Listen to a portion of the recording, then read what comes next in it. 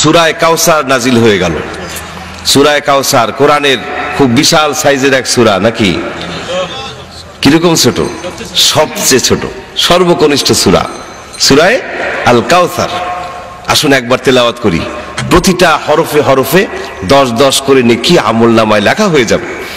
কোন কিতাব দুনিয়া এরকম আছে তেলাওয়াত করলে 10-10 করে নেকি হবে, একটা করে নেকি হবে? কোন কিতাব আছে? কোরআন যদি তেলাওয়াত করি প্রতিটা হরফে হরফে 10-10 করে নেকি আমলনামায় লেখা হয়ে যাবে। সুবহানাল্লাহ। আসুন একবার তেলাওয়াত করি। ইন্না আ'তাইনাকাল কাউসার ফাসাল্লি লিরাব্বিকা ওয়ানহার ইন্না শানিআকা হুয়াল আবতার।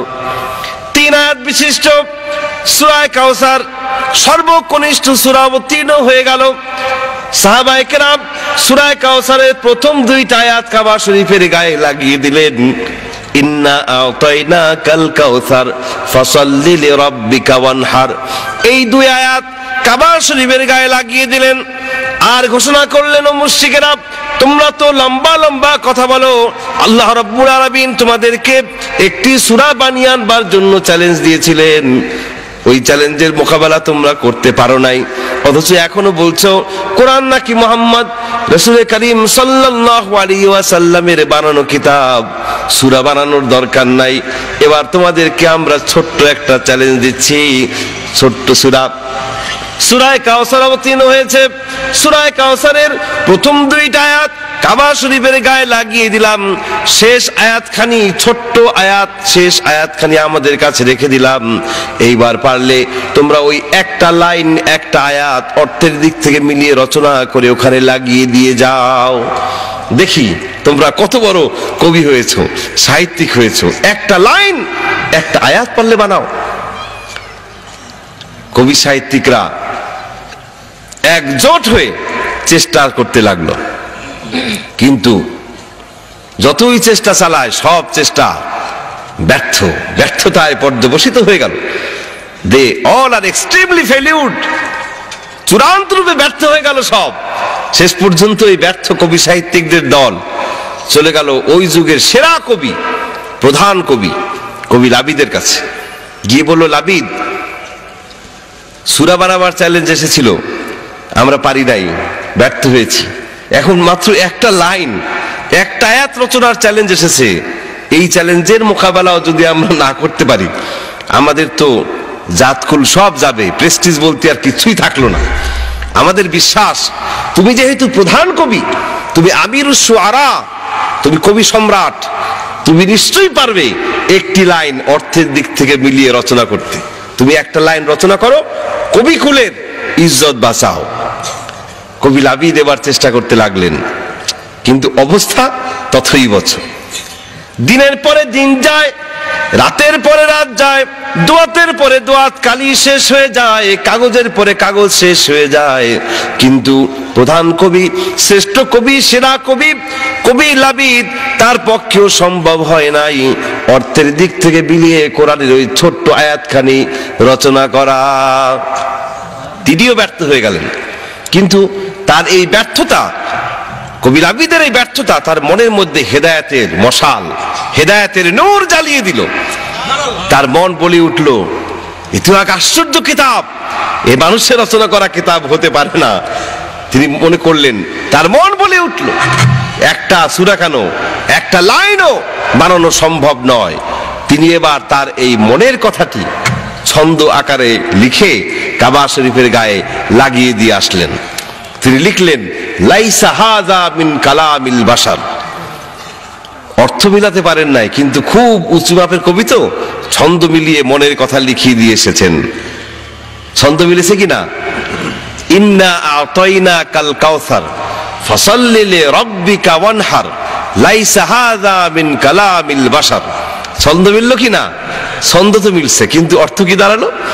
অর্থ যা দাঁড়ায়, এই অর্থ দিয়ে কবি লাবিদ গোটা বিশ্ববাসীকে জানিয়ে দিল, ও বিশ্বের মানুষেরা, আরবি সাহিত্যের চরম উৎকর্ষের যুগে আরবের সমস্ত কবিকুল আমরা ব্যর্থ হয়ে গিয়েছি, কোরআনের একটা লাইনও বানাতে পারি নাই। আর কেন বানাতে পারি নাই জানো? তার কারণ হচ্ছে লাইসা হাযা মিন কালামিল বাশার, এটা কোনো মানুষের রচনা করা কিতাব নয়। লাইসা হাযা মিন কালামিল বাশার, এই কথার অর্থ হচ্ছে এটা কোনো মানুষের রচনা করা কিতাব নয়। কবি লাবিদ এবং তার দলবল একযোগে আল্লাহর পেয়ার হাবিবের দরবারে গিয়ে ব্যর্থতা স্বীকার করে কালেমা পড়ে ইসলাম কবুল করে নিয়েছিল। মানুষের কথা গেল, সেই যুগের মানুষ আর এই যুগের মানুষ, চিন্তাশীল বোদ্ধা সবাই স্বীকার করে নিয়েছে। কোরআন নিয়ে যারা একটুখানি চিন্তা গবেষণা করেছে তারাই স্বীকার করে নিয়েছে কোরআন মানুষের তৈরি করা কিতাব নয়। এবার দেখুন জিন জাতি অদৃশ্য এক জাতি, এই জাতিটাকে দেখা যায় না, সেই জাতিও ইসলাম কবুল করে নিয়েছিল, আল্লাহর দ্বীনকে মেনে নিয়েছিল। কিভাবে? জিন জাতি হাজার হাজার বছর বয়স পায়। রাসূল করিম সাল্লাল্লাহু আলাইহি ওয়াসাল্লামের যুগের জিন আজকের এই দিন পর্যন্ত জীবিত থাকতে পারে, আশ্চর্যান্বিত হবার মতো কোনো বিষয় নয়।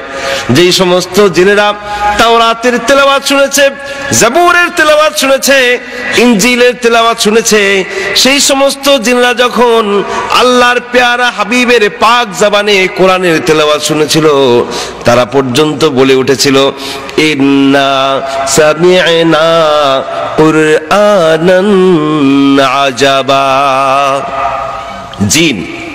জিন জাতি কোরআনের তেলাওয়াত শুনে বলেছে ইন্না সামি'না কুরআনান আজাবা, কি আশ্চর্য কিতাব, হোয়াট এ মিরাকল, কি এক অলৌকিক গ্রন্থের তেলাওয়াত আমরা শুনলাম। এত গ্রন্থের তেলাওয়াত শুনেছি, পাঠ শুনেছি, কিন্তু এরকম আশ্চর্যজনক গ্রন্থের তেলাওয়াত বা পাঠ এর আগে তো আমরা শুনি নাই। ওই জিন জাতিও আল্লাহর পেয়ারা হাবিবের দরবারে গিয়ে কালেমা পড়ে ইসলাম কবুল করে নিয়েছিল। সুবহানাল্লাহ। তো মানুষ গেল, জিন জাতি গেল, এবার একটা যন্ত্রের কাছে আমরা যাব, দেখি ওই যন্ত্রটা কোরআন সম্পর্কে কি কমেন্ট করে। এই যন্ত্র গম ডাল ভাঙানোর যন্ত্র না, এটি তিল ভুসি পেশার যন্ত্র নয়। এই যন্ত্র হচ্ছে এমন এক শক্তিশালী যন্ত্র, যেই যন্ত্র দুনিয়ার এমন কোন জটিল হিসাব নাই যা সে করতে না পারে। ওই যন্ত্রের দৌরাত্ম্য এত দূরে, সেই মার্স প্ল্যানেট মঙ্গল গ্রহে পর্যন্ত রকেট পাঠিয়ে দিয়েছে, মনুষ্যবিহীন রকেট, কোনো মানুষ নাই রকেটে। মঙ্গল গ্রহে রকেট সেখানে ল্যান্ড করলো, সেখানকার ছবি টবি তুলে দুনিয়ার মাটিতে পাঠালো। আমেরিকার মহাশূন্য গবেষণাগার নাসায় বসে বিজ্ঞানীরা ওই মঙ্গল গ্রহটাকে যেন হাতের মুঠোয় নিয়ে আসলো। এই সব কর্মকাণ্ড পরিচালনা করলো যে যন্ত্রটি, সেই যন্ত্রের কি নাম? কম্পিউটার। বিজ্ঞানের বিস্ময়কর আবিষ্কার কম্পিউটার। এই কম্পিউটারের ভিতরে কম্পিউটার সায়েন্টিস্টরা কোরআনুল কারীমের ডাটা, কোরআনের উপাত্ত, কোরআনের 6666টি আয়াতে কারিমা ঢুকিয়ে দিল। পাশাপাশি মানুষের ব্রেইনের যে ধারণ ক্ষমতা, মানুষের যে উদ্ভাবনী ক্ষমতা, রচনা করার ক্ষমতা, এর একটা স্ট্যাটিস্টিক্স জানিয়ে দিল। আর প্রশ্ন রাখলো, বলল কম্পিউটার, তোমার মধ্যে যে গ্রন্থখানি আমি দিয়েছি, এই গ্রন্থখানি দাবি করছে এটা নাকি দুনিয়ার কোনো মানুষ লেখে নাই। আচ্ছা তুমি বলো, বিজ্ঞানের এই চরম উৎকর্ষের যুগে এরকম ইলজিক কথা আমরা কি করে মানতে পারি? যে কিতাব, যে গ্রন্থ মানুষ লেখে নাই, সেই গ্রন্থ আসলো কোত্থেকে? এটা তো বিশ্বাসযোগ্য বিষয় নয়। তো তোমার সব কথাই তো আমরা বিশ্বাস করি, তুমি একটু গবেষণা করে বলো। এই কিতাব মানুষের ব্রেইনের অবস্থাও জানিয়ে দিলাম, কোরআনও দিলাম, এবার তুমি তুলনামূলক গবেষণা করে একটু বলো এই কিতাব কি মানুষ রচনা করেছে নাকি আসলেই এটা কোনো অলৌকিক কিতাব, বিষয়টা কি? কম্পিউটার তার মাইক্রোচিপের মধ্যে গোটা কোরআনকে ধারণ করে গবেষণা চালিয়ে দিল। গবেষণা করতে লাগলো এটা কি মানুষ রচনা করেছে কিনা, মানুষের ব্রেইনের সাথে তুলনামূলক গবেষণা চলছে। রেজাল্ট এক সময় দিয়ে দিল কম্পিউটার, তার স্ক্রিনে ভাসিয়ে তুললো কম্পিউটার তার বক্তব্য, কম্পিউটার বলছে, ও বিজ্ঞানীরা জেনে রাখো, যেই কিতাবখানি আমার কাছে তোমরা দিয়েছো ওই কিতাবখানিকে মানুষের ব্রেইনের সাথে তুলনামূলক গবেষণা করে দেখলাম, এ কোরআনের একটা সূরা, একটা চ্যাপ্টার তো দূরের কথা, একটা লাইন রচনা করাও দুনিয়ার কোনো মানুষের ব্রেইনের পক্ষে সম্ভব নয়। মানুষের ব্রেইন দিয়ে এরকম কিতাব রচিত হতে পারে না। এবার বিজ্ঞানীরা বললেন, তুমি দেখি ওই কোরআনের সুরে সুর মিলিয়ে একই কথাই বলছো। আচ্ছা ঠিক আছে, তোমার সব কথাই যখন মানি, এটাও না হয় মানলাম, কিন্তু একটু বলো, দুনিয়ার কোনো মানুষ যদি কোরআনের মতো কিতাব রচনা করতে চায়, তাহলে কতবার চেষ্টা করলে পরে এই ব্রেনটা দিয়ে কতবার চেষ্টা করলে পরে এরকম একটা গ্রন্থ রচনা করা সম্ভব? এবার কম্পিউটার গবেষণা করে বলল, একবার নয়, দুবার নয়, দুনিয়ার কোনো মানুষ যদি 63 অক্ট্রিলিয়ন বার চেষ্টা করে, তাহলে হয়তোবা এরকম একটা কিতাব সে রচনা করতে পারে। 63 অক্ট্রিলিয়ন টাইমস, এটা কি বাড়ির ধারের হিসাব নাকি? শত সহস্র, অযুত, লক্ষ, নিযুত, কোটি, মিলিয়ন, বিলিয়ন, ট্রিলিয়ন, জিলিয়ন, তারপরে হচ্ছে অক্ট্রিলিয়নের হিসাব। সেই অক্ট্রিলিয়নের আবার 63 বার, 63 অক্ট্রিলিয়ন টাইমস যদি কেউ চেষ্টা করে, তাহলে হয়তোবা এরকম একখানা কিতাব কেউ রচনা করতে পারে।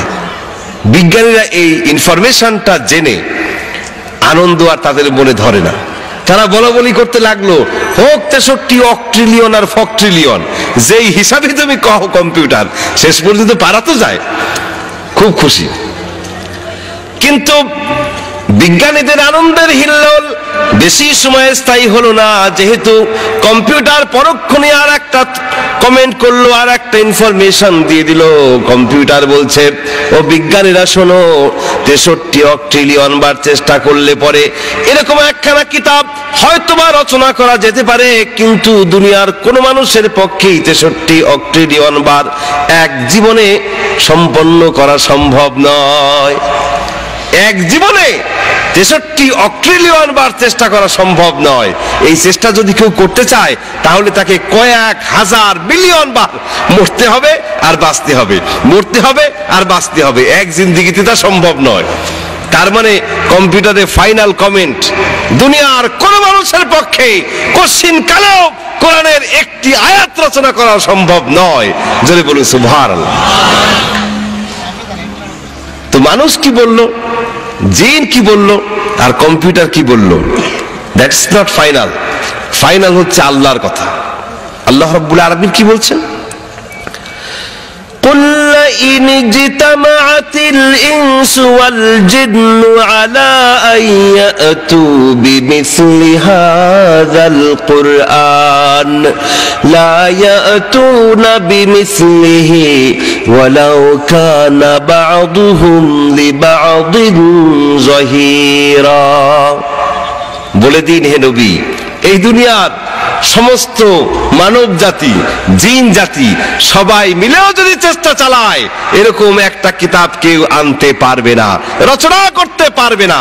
ওয়ালাউ কানা বা'দুহুম লিবা'দিন যাহিরা, যদিও তারা এ ব্যাপারে একে অপরের সহযোগীও হয় না কেন।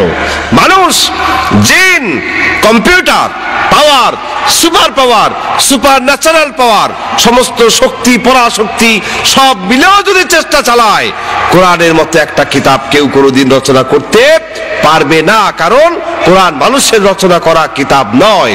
জোরে বলুন সুবহানাল্লাহ। কোন কিতাবের সাথে কোরআনকে আপনি তুলনা করবেন? এই দুনিয়ায় কোন ধর্মগ্রন্থ এরকম নাই যার ভিতরে কোনো পরিবর্তন সাধিত হয় নাই। একমাত্র কিতাব হচ্ছে কোরআন, যার মধ্যে কোনো পরিবর্তন আসে নাই, আর কোনোদিন আসবেও না। আসবে কি কোনোদিন? কেউ যদি ইচ্ছাকৃত ভাবে, শত্রুতামূলক ভাবে কোরআনের মধ্যে কোনো পরিবর্তন আনে, যেমন ধরুন হায়ের পেট খালি, ওই খালি জায়গায় একটা বিন্দু, একটা নোক্তা যদি দিয়ে দেওয়া হয়, হাটা কি হয়ে যাবে? জিম হয়ে যাবে। এই ছোট্ট একটা পরিবর্তনও যদি কেউ আনে কোরআনের মধ্যে ইন্টেনশনালি, ধরা পড়বে কি না? কিভাবে ধরা পড়বে? কারা ধরবে বলুন? কারা ধরবে? ধরে বলুন কারা? হাফেজ, কোরআনের হাফেজ। হাফেজে কোরআন না ধরবে, এই দুনিয়ার কোন ধর্মগ্রন্থের একজন হাফেজ আপনি খুঁজে পাবেন না, এবং কোন ধর্মগ্রন্থ হিফজ করা সম্ভব নয়। যদি সম্ভব হতো একজন হলেও বাইবেলের হাফেজ পাওয়া যেত, ঠিক কিনা? একজন হলেও মহাভারত কিংবা গীতার হাফেজ পাওয়া যেত, কিন্তু এই দুনিয়ার কোন ধর্মগ্রন্থের একজন হাফেজও খুঁজে আপনি পাবেন না। Quran is the exception. আপনারা জেনে খুশি হবেন, বর্তমান বিশ্বে হাফেজে কোরআনের সংখ্যা 5 কোটি ছাড়িয়ে গিয়েছে। কোরআন হিফজ করছে ছোট্ট ছোট্ট বাচ্চারা পর্যন্ত, 5-7 বছরের বাচ্চারা পর্যন্ত। মাঝে মাঝে পত্রিকা দেখেন না আপনারা? 5-7 বছরের বাচ্চারা পর্যন্ত কোরআন হিফজ করে সিনার মধ্যে আটকে রেখে দেয়। যেখানে একটা কবিতা, একটা গান মুখস্থ করা দুষ্কর হয়ে পড়ে, বেশি দিন মনে রাখা যায় না, কোরআন মুখস্থ করে ফেলছি এবং সিনার মধ্যে আজীবন সংরক্ষণ করছি। How is it possible? Allah রাব্বুল আলামিন বলেন কি করে এটা সম্ভব? শোনো, ওয়ালাকাদ ইয়াসসারনাল কুরআনা লিযিকর, এই কোরআন হিফজ করা বান্দার জন্য আমি সহজ করে দিয়েছি। সুবহানাল্লাহ। And I made the Quran easy to understand, easy to recite, easy to memorize. কোরআন হিফজ করা, তেলাওয়াত করা, বুঝতে পারা বান্দার জন্য আমি সহজ করে দিয়েছি। এজন্য এটা মুখস্থ করা সম্ভব। হাফিজে কোরআন হিফজ করে রাখছে কোরআন। কেউ যদি কোরআনের মধ্যে ভুল ঢুকায়ও শত্রুতামূলক ভাবে ধরা পড়ে যাবে। তবে কোরআন হেফাজতের দায়িত্ব আল্লাহ রাব্বুল আলামিন শুধু হাফেজদের উপরই ছেড়ে দেন নাই। কোরআন হেফাজতের দায়িত্ব কার? আল্লাহ রাব্বুল আলামিন অসংখ্য অলৌকিক পদ্ধতিতে কোরআনে হাকিম হেফাজত করছেন। কোনোদিন সম্ভব নয় কোরআনের মধ্যে কোনো পরিবর্তন আনা। কিভাবে করছেন? অনেক কিছুই আমাদের অজানা। তার ভিতরে একটা অলৌকিক বিষয়, কোরআন সংরক্ষণের অলৌকিক পদ্ধতি আবিষ্কৃত হয়েছে। সেটি হচ্ছে একটি সংখ্যা। সংখ্যাটার নাম হচ্ছে 19। 19 সংখ্যার রহস্যময় বন্ধনে গোটা কোরআনকে আল্লাহ রাব্বুল আলামিন রহস্যময় বন্ধনে আবদ্ধ করে রেখেছেন। বিষয়টি হচ্ছে এরকম, কোরআনে যা কিছু আছে এর সকল কিছুর সমষ্টি সংখ্যা 19 দিয়ে ভাগ করা যায়। অর্থাৎ কোরআনে যতগুলি হরফ রয়েছে, লেটার্স, এই হরফগুলির যে সমষ্টি সংখ্যা, এই সমষ্টি সংখ্যাটাকে আপনি 19 দিয়ে ভাগ করতে পারবেন। যতগুলি সূরা রয়েছে, যতগুলি চ্যাপ্টার, যতগুলি পারা রয়েছে, যতগুলি রুকু রয়েছে, যতগুলি আয়াত রয়েছে, যতজন নবীর নাম আছে, হালালের বিধানমূলক আয়াত, হারামের বিধানমূলক আয়াত যতগুলি রয়েছে, অর্থাৎ কোরআনে যা কিছু আছে সকল কিছুই আলাদা আলাদা ভাবে, আবার ধরুন আলিফ যতগুলি আছে, বা হরফ যতগুলি আছে, এভাবে করেও আলাদা আলাদা ভাবে হিসেব করে দেখা গেছে সকল কিছুর টোটাল নাম্বারটা 19 সংখ্যা দিয়ে বিভাজ্য, 19 দিয়ে তা ভাগ করা যায়। সুবহানাল্লাহ। যেমন ধরুন কোরআনের প্রথম আয়াতে কারিমা বিসমিল্লাহির রহমানির রহিম, কোরআনের এই প্রথম কয়টা? 19টা। এই 19কে আপনি 19 দিয়ে ভাগ করতে পারবেন। সূরার সংখ্যা কোরআনে 114, এই 114কেও 19 দিয়ে আপনি ভাগ করতে পারবেন। আবার দেখুন হরুফে মুকাত্তাআত, কোরআনে বিভিন্ন সূরার শুরুতে কিছু বিচ্ছিন্ন হরফ রয়েছে, যেমন আলিফ লাম মিম, আলিফ লাম র, ইয়াসিন, তাহা, আছে না এরকম? এই যে হরফগুলো বিচ্ছিন্ন, এগুলোকে আরবিতে বলা হয় হরুফে মুকাত্তাআত। এই হরুফে মুকাত্তাআত গুলি নিয়ে গবেষণা করে দেখা গেল গোটা কোরআনে 14টি ভিন্ন ভিন্ন বর্ণে, 14টি ভিন্ন ভিন্ন বিন্যাসে 29টি সূরা শুরুতে আছে এই হরুফে মুকাত্তাআত। এবার হিসেব করে দেখুন, 14 যোগ 14 যোগ 29 ইকুয়াল টু যে সংখ্যাটা দাঁড়ায় সেটা হচ্ছে 57। 57 যোগফল দাঁড়াচ্ছে 57। এই 57কেও আপনি 19 দিয়ে ভাগ করতে পারবেন। সুবহানাল্লাহ।